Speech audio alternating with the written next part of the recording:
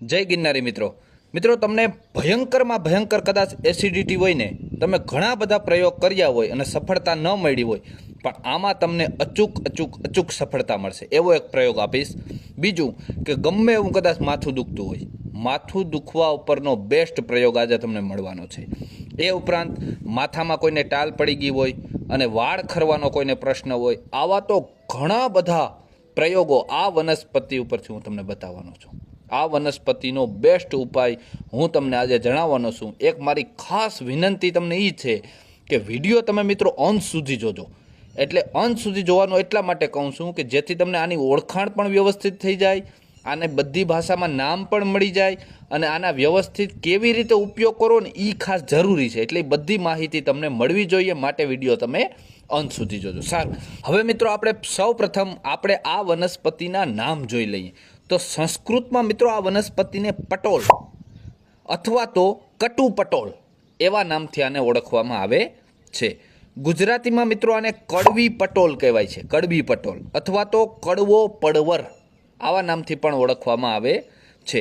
હિન્દીમાં આને વન પટોલ કહેવાય છે. જ્યારે લેટિન નામ છે મિત્રો ટ્રાઇકોસેન્થસ ક્યુક્યુમેરીના. બરાબર, આના સામાન્ય નામ હતા. હવે તમારા વિસ્તારમાં મિત્રો 100% કંઈક અલગ નામ હોઈ પણ શકે. એ આપણા વિસ્તાર પૂરતું નામ હોય. મેં તમને જે નામ આપ્યા એ આયુર્વેદ પ્રમાણે નામ આપ્યા. બરાબર, તમારા વિસ્તારમાં કોઈ અલગ નામ હોય તો ખાસ કોમેન્ટ કરજો કે ભાઈ આ અમારા વિસ્તારમાં આનું નામ આ છે. રેડી? હવે મિત્રો ખાસ આની ઓળખાણ, કેમ કે આના ભળતી કોઈ વનસ્પતિ તમે ન ઉપયોગ કરી લ્યો, એટલા માટે હું તમને આની થોડીક ઓળખાણ આપું છું. એ ઓળખાણ ખાસ કરી લેજો. તમે ગમે ત્યાંથી પસાર થતા હશો ને તોય તમે આ વનસ્પતિને ઓળખી જશો કે ને આપણે વિડીયો જોયો હતો ને એ જ આ વનસ્પતિ છે. બરાબર, તો સારું. પેલું કે આ કડવી પટોલ છે ને મિત્રો, એના વેલા ચોમાસે ઢગલા બંધ ઉગી નીકળે છે. બરાબર, ચોમાસાનો એનો ઉગાવો ખાસ સૌથી વધારે હોય છે. એના પાન હોય ને, પાન એ આંતરે હોય છે. આંતરનો મતલબ એવો થાય કે સામે નહીં, એક પછી નીચે થોડુંક, એક પછી પાછું નીચે થોડુંક, એને આંતરે પાન કહેવાય. એવી રીતે આંતરે પાન આવેલા હોય છે. અને પાન હોય ને મિત્રો એ 5 કે 7 ખૂણાવાળા હોય. કાં 5 ખૂણાવાળા હોય ને કાં 7 ખૂણિયાવાળા હોય છે. બરાબર, આવા પાન એના હોય છે. બરાબર, આપણે ગલકા તુરિયાના કેવા પાન હોય એને મળતા આવતા થોડાક પાન આના પણ હોય છે. બરાબર, સારું. ફૂલની પાંખડીઓ 5 હોય છે મિત્રો. એના ફૂલ અદ્ભુત સુંદર મિત્રો ફૂલ હોય છે. અને શ્રાવણ ભાદરવામાં આ ફૂલ આવે છે. 5 પાંખડીઓ હોય છે. અને ફૂલની મિત્રો ગોઠવણ એટલી મજાની હોય ને, એમાં બારીક તંતુઓ હોય છે. જો વિડીયોમાં તમને બતાવું છું, બારીક તંતુઓ, ઝાલર, એવી અદ્ભુત એની રચના હોય છે ને, જે તમે એકવાર તેને નિરીક્ષણ કરીને આ ફૂલને જોઈ લીધું હોય ને, એ આખી જિંદગી આ ફૂલને ઓળખી જાય. બરાબર, ગમે ત્યારે તમને બતાવીએ તો તમે કહી જ દો કે ભાઈ આ કડવી પટોલનું ફૂલ છે. એટલું સુંદર ફૂલ હોય છે મિત્રો. બરાબર, હવે આના ફળ ઉપરથી પણ મિત્રો તમે આને ઓળખી શકો છો.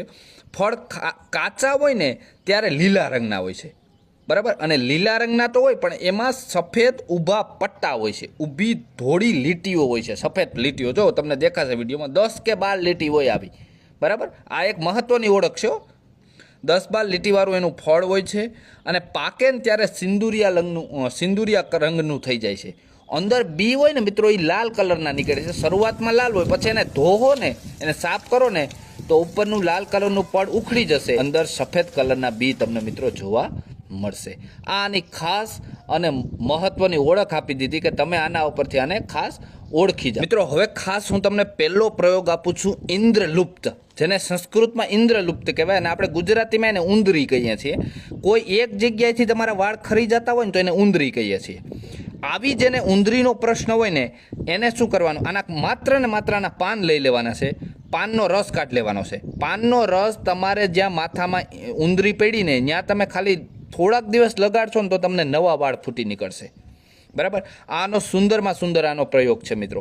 અને હા મિત્રો, બીજું પણ એવું બનાવી શકે. કોઈને વાળ ખરતા હોય ને તો ટોપરાનું તેલ લઈ લેવાનું 1/2 કિલો, અને એમાં તમારે આનો રસ કાઢી લેવાનો. આના પાન અને મૂળ, આના વેલા, આખા વેલાનો રસ કાઢી 200 ગ્રામ જેટલો રસ એમાં નાખી દેવાનો. પછી એ જે તેલ છે ને એને વ્યવસ્થિત ખતખતવા દેવાનું, જ્યાં સુધી આપણે રસ નાખ્યો ને બળી ન જાય ત્યાં સુધી.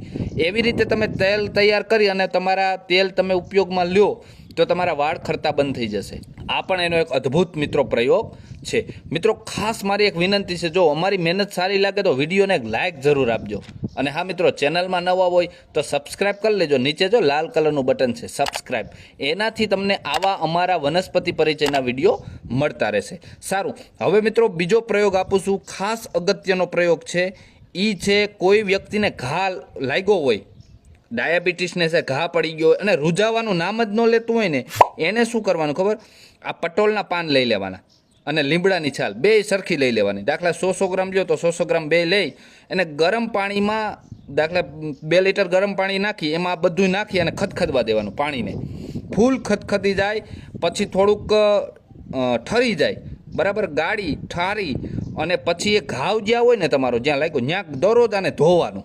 આ પાણીએ ગરમ પાણી એટલે આછા ગરમ પાણી એને ધોવાથી તાત્કાલિક રૂજ આવી જશે ઘા ઉપર. આ પણ એનો બેસ્ટમાં બેસ્ટ પ્રયોગ છે. મિત્રો કોઈને માથું દુખતું હોય, માથાનો જેને પ્રશ્ન હોય એને સોઢલ ઋષિનો એક ખાસ પ્રયોગ છે. જો હું તમને એનું કટિંગ પણ મૂકું છું. એના ઉપરનો એક સુંદર પ્રયોગ છે કે પટોળના મૂળ લઈ લેવાના. શું કરવાનું? આ જે કડવી પટોળ તમને દેખાય છે એના મૂળ લઈ લેવાના, એને પાણી સાથે ઘસી અને પેસ્ટ જેવું બનાવી નાખવાનું. મૂળને ઘસવાના છે, પાણી થોડુંક નાખી અને પથ્થર આરે ઘસશો ને એટલે ચટણી જેવું બની જશે. એ પેસ્ટ છે એ માથા, તમારે કપાળના ભાગમાં જો ચોપડવામાં આવે ને, કપાળ ઉપર તમે ચોપડો ને તો તમારું માથું દુખતું છે એ પણ બંધ થઈ જશે. આ પણ એનો એક સુંદર મજાનો પ્રયોગ છે મિત્રો. હવે ખાસ આપું છું તમને એસિડિટી માટેનો. એસિડિટીનો જેને પ્રશ્ન હોય એ આપણા પુસ્તકમાં આના માટેનું એક ચૂર્ણ ખાસ બનાવવામાં આવ્યું છે. એ ચૂર્ણનું નામ છે પટોળાષ્ટક ચૂર્ણ. જો આને કડવી પટોળ કહીએ ને, પટોળ ઉપરથી જ આ ચૂર્ણનું નામ પડ્યું છે પટોળાષ્ટક ચૂર્ણ. હવે એ ચૂર્ણ કેવી રીતે બને છે એ તમે સાંભળજો. પટોળનો વેલો સૂકવી લેવાનો છે મિત્રો. આ જે પટોળનો વેલો છે ને આખો એને આખો મૂળ સાથે લઈ આવવાનો. આમાં ફળ હોય ને તોડ નાખવાના, ફળ નહીં રાખવાના, બીજું બધું રાખવાનું છે અને એને સૂકવી નાખવાનું. સૂકવી અને એનું પાવડર કરી નાખવાનું છે. રેડી? પહેલું કામ આ કરવાનું છે. બીજું તમને જો હવે આ જે વસ્તુ બીજી હું બોલું છું ને ગાંધીને ત્યાંથી મળી જશે. હરડે, બહેડા, આંબળા, લીમડાની છાલ, કરિયાતું અને ખેરની છાલ.